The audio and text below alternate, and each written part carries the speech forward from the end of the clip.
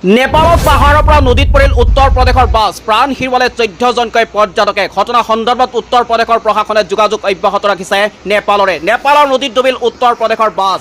এক ভয়ংকৰ পথ দুৰ্ঘটনাত 14 জনকৈ ভাৰতীয় পৰ্যটকে প্ৰাণ হেৰুৱালে চুবুৰীয়া নেপালত দেশখনত এখন নদীত ভাৰতৰ যাত্ৰীবাহী বাছ দুৰ্ঘটনাত পতিত হৈ বাগৰি পৰাৰ ফলতে এক কৰুণ ঘটনা সংঘটিত হৈছে জানিব পৰা মতে এই ঘটনাত আহত হৈছে আন 16 জন যাত্ৰী তাৰে বহুকেইজনৰ অৱস্থা গুৰুতৰ উল্লেখ্য যে শুক্ৰবাৰে দেশখনৰ তানাখুন জিলাৰ আইনা পাহাৰৰ পথৰ পৰা এখন বাছ দুৰ্ঘটনাত পতিত হৈ মাৰ্চিয়াংদি নদীত বাগৰি পৰে এই সময়ত বাছখনত আছিল মুঠ 40 জনৰো অধিক পৰ্যটক নেপালৰ সংবাদ মাধ্যমত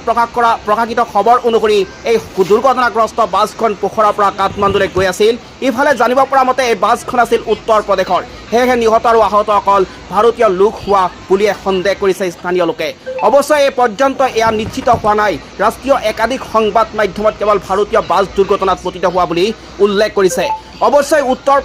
উত্তৰ প্ৰদেশৰ প্ৰশাসনে এই সন্দৰ্ভত নেপালৰে যোগাযোগ কৰিছে বুলি জানিব পৰা গৈছে জিলাখনৰ অতিৰিক্ত আৰক্ষী অধীক্ষক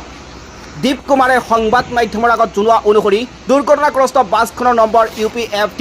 7623 এই বাছখন নদীত ডুব গৈছে দুৰ্ঘটনাৰ পাছতে 45জনীয়া আৰক্ষীৰ এটা উদ্ধাৰকাৰী দলে উদ্ধাৰ অভিযান চলায় প্ৰকাশিত খবৰ মতে এই পৰ্যটকৰ দলটোৱে পোখৰাৰ মাজুলী ৰিজৰ্টত আছিল বাছখন শুক্ৰবাৰে পুৱা পোখৰাৰ পৰা কাঠমাণ্ডুলৈ ৰাওনা হৈছিল নেপালৰে যোগাযোগ অব্যাহত ৰখা উত্তৰ প্ৰদেশৰ সাহায্য আয়ুক্তই এই সন্দৰ্ভত কয় যে উত্তৰ প্ৰদেশৰ কোনো ব্যক্তি বাছখনত আছে নেকি জানিবলৈ আমি যোগাযোগ অব্যাহত ৰাখিছোঁ Nepal and Indian passenger bus with 40 people on board has plunged in the Marsiangdi River in Tanakhun district. The bus was en route to Kathmandu from Pokhara. Search and rescue operation underway by the Nepal Army and the incident site. News Desk report, Assam Time 24.